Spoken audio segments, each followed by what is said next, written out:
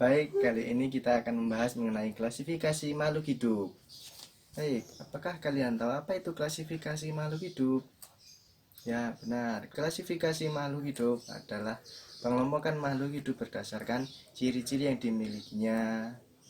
Ciri-ciri dari makhluk hidup yang pertama ada bergerak, bernapas, memerlukan makanan, tumbuh dan berkembang biak, mengeluarkan zat sisa, peka terhadap rangsang, dan menyesuaikan diri terhadap lingkungan atau beradaptasi. Tujuan dari pengklasifikasian makhluk hidup yang pertama untuk mempermudah kita dalam mengenalinya, yang kedua untuk membedakan dengan makhluk hidup yang lain. Pengklasifikasian makhluk hidup dibedakan menjadi tiga, yaitu klasifikasi sistem artifisial atau buatan, yang kedua klasifikasi sistem alami, dan yang ketiga ada klasifikasi sistem filogenik.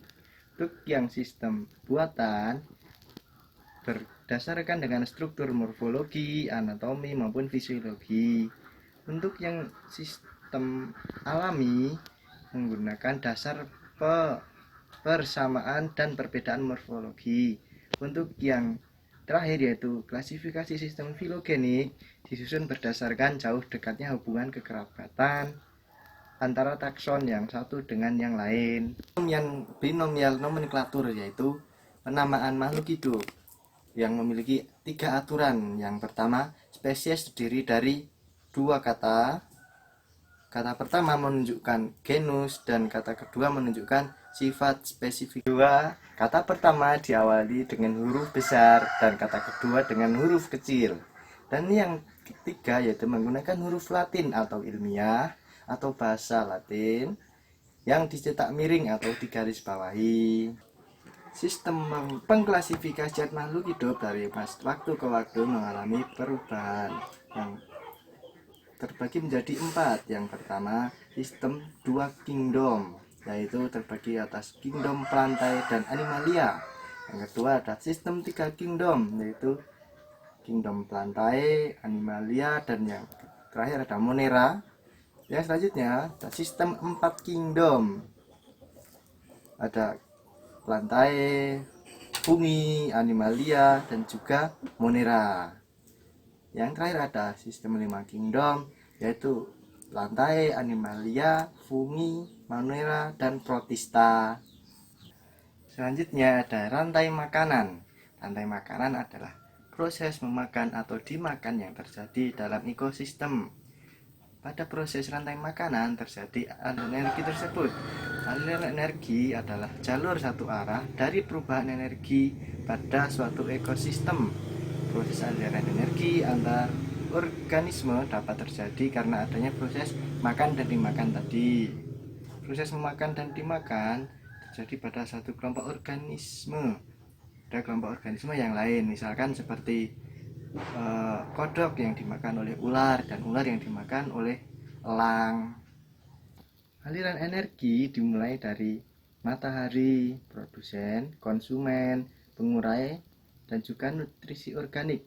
Matahari menyalurkan sinarnya dan diterima oleh produsen untuk memproduksi makanan dan juga panas.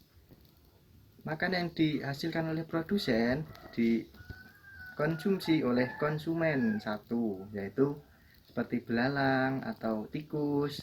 Nah, pada saat memakan itu, belalang atau tikus menghasilkan zat sisa berupa kalor yang dilepaskan ke lingkungan.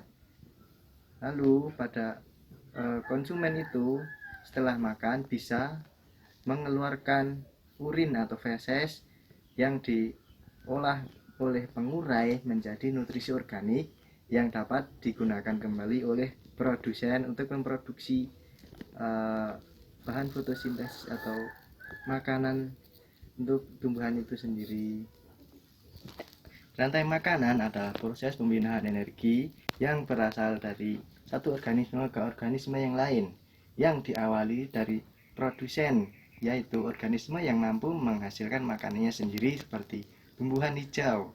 Yang kedua ada konsumen tingkat satu, yaitu yang memakan produsen atau hasil dari fotosintesis produsen, yaitu bisa katak, bisa tikus, bisa juga belalang. Dan yang profit tingkat 3 itu ada konsumen tingkat 2, yaitu adalah biasanya organisme karnivora yang masih bisa dimakan oleh karnivora yang lebih besar. Contohnya adalah ular yang memakan tikus, lalu ular dapat dimakan oleh elang. Elang berada di posisi profit tingkat 4 atau konsumen puncak.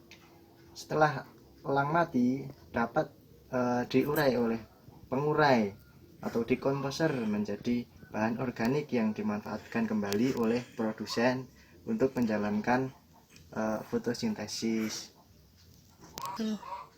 Materi selanjutnya adalah penyebaran dan distribusi. Penyebaran populasi merupakan pergerakan individu ke dalam atau keluar dari suatu populasi. Berperan penting dalam penyebaran secara geografi dari tumbuhan, hewan, ataupun manusia di daerah di mana mereka belum menempatinya. Komposisi dan keberagaman makhluk hidup di suatu tempat dipengaruhi oleh beberapa faktor, lingkungan, dan juga proses seleksi.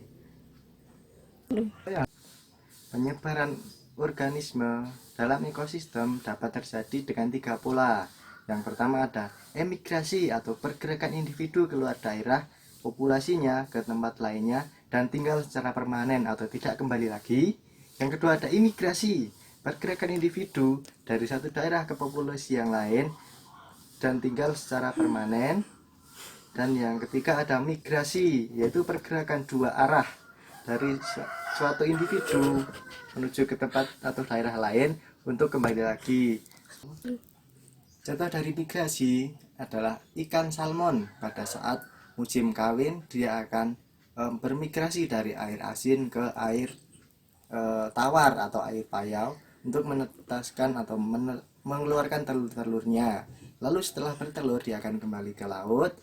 Lalu setelah menetas, anak-anaknya juga akan mengikutinya ke laut. Untuk mengelompokkan makhluk hidup yang bersifat mikroskopis atau berukuran mikroskopis seperti bakteri atau virus, digunakan alat yang dinamakan mikroskop. Bagian optik dan juga bagian mekanik. Bagian optik terdiri dari lensa objektif, lensa okuler, cermin, dan juga kondensor. Dan yang ada bagian mekanik terdiri dari tabung mikroskop, skru pemutar, pemutar lensa, diafragma, penjepit objek, kaca meja objek, lengan mikroskop, dan juga kaki mikroskop.